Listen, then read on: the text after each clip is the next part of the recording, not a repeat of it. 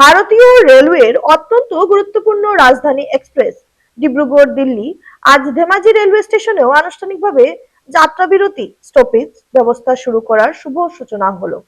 Rail বিভাগের এই গুরুত্বপূর্ণ সিদ্ধান্তের ফলে ধেমাজি জেলাসহ সমগ্র উত্তর আসামের মানুষের যাতায়াত ব্যবস্থা এখন আরো সুবিধাজনক হয়ে উঠবে।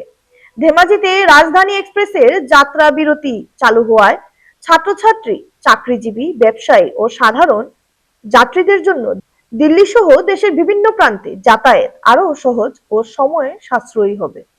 এই ঐতিহাসিক পদক্ষেপ ধেমাজির সার্বিক উন্নয়ন, অর্থনৈতিক অগ্রগতি এবং দেশের মূল স্রোতের সঙ্গে সংযোগ আরো দৃঢ় করবে। ধেমাজি রেলওয়ে স্টেশনে রাত 11টায় উলুধ্বনির মাধ্যমে মহিলারা ডিব্রুগড় নয়াদিল্লি রাজধানী এক্সপ্রেসকে স্বাগত জানান। দীর্ঘদিনের দাবির পরিপ্রেক্ষিতে অবশেষে রেল বিভাগ এই রাজধানী এক্সপ্রেসটি ধেমাজি স্টেশনে থামানোর সিদ্ধান্ত গ্রহণ করে। এই উপলক্ষে শুক্রবার রাতে এক বিশেষ অনুষ্ঠানের আয়োজন করা হয়, যেখানে রেল বিভাগের পক্ষ থেকে আনুষ্ঠানিকভাবে ট্রেনটিকে ধেমাজিতে স্বাগত জানানো হয়।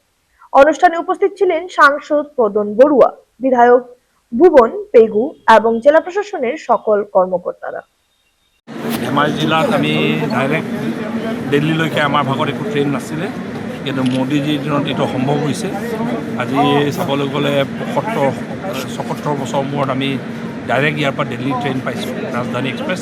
তাৰ কাৰণে মই আমাৰ প্ৰধানমন্ত্ৰী মোদীজীক ধন্যবাদ জ্ঞাপন কৰিছোঁ আৰু সাংসদ ডাঙৰীয়াকো ধন্যবাদ জ্ঞাপন কৰিছোঁ।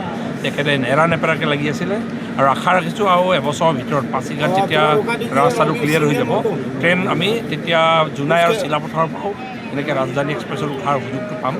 আৰু এক প্ৰকাৰ চাবলৈ গ'লে এতিয়াহে আমি সঁচা অৰ্থত দিল্লী দূৰ নেহিয়াই এতিয়া আমাৰ কাৰণে এতিয়া সঁচা অৰ্থত ডেভেলপমেণ্টটো আমাৰ অঞ্চলবোৰত ঢুকি পাইছে।